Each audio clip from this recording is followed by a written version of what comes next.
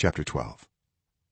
Therefore, since we are surrounded by such a great cloud of witnesses, let us throw off everything that hinders and the sin that so easily entangles, and let us run with perseverance the race marked out for us, fixing our eyes on Jesus, the pioneer and perfecter of faith.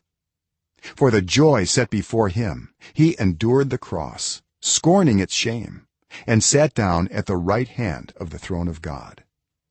Consider him who endured such opposition from sinners, so that you will not grow weary and lose heart. In your struggle against sin, you have not yet resisted to the point of shedding your blood. And have you completely forgotten this word of encouragement that addresses you as a father addresses his son? It says, "My son, do not make light of the Lord's discipline, and do not lose heart when he rebukes you, because the Lord disciplines the one he loves, and he chastens everyone he accepts as his son." Endure hardship as discipline. God is treating you as his children.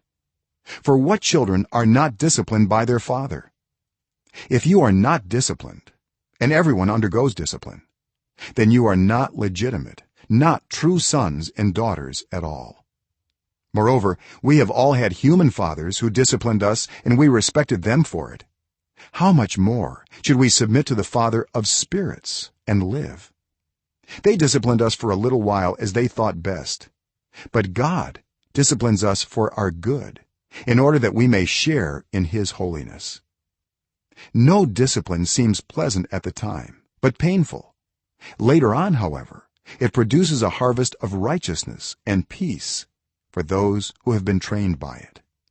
Therefore, strengthen your feeble arms and weak knees, make level paths for your feet, so that the lame may not be disabled, but rather healed. Make every effort to live in peace with everyone and to be holy. Without holiness no one will see the Lord. See to it that no one falls short of the grace of God, and that no bitter root grows up to cause trouble and defile many. See that no one is sexually immoral or is godless like Esau, who for a single meal sold his inheritance rights as the oldest son. Afterward, as you know, when he wanted to inherit this blessing, he was rejected. Even though he sought the blessing with tears, he could not change what he had done.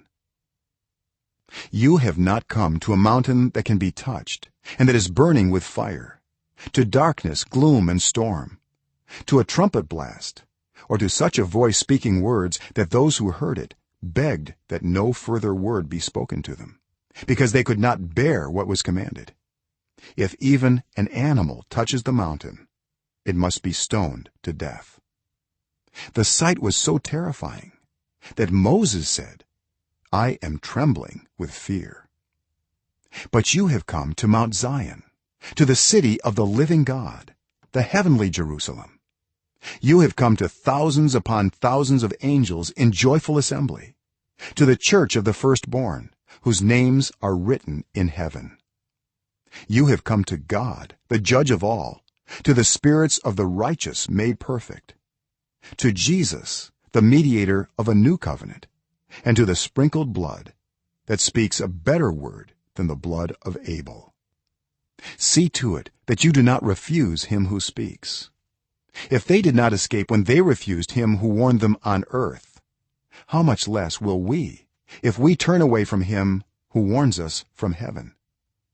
At that time his voice shook the earth, but now he has promised, "Once more I will shake not only the earth but also the heavens." The words "once more" indicate the removing of what can be shaken, that is, created things, so that what cannot be shaken may remain. Therefore, since we are receiving a kingdom that cannot be shaken, let us be thankful and so worship God acceptably with reverence and awe. For our God is a consuming fire.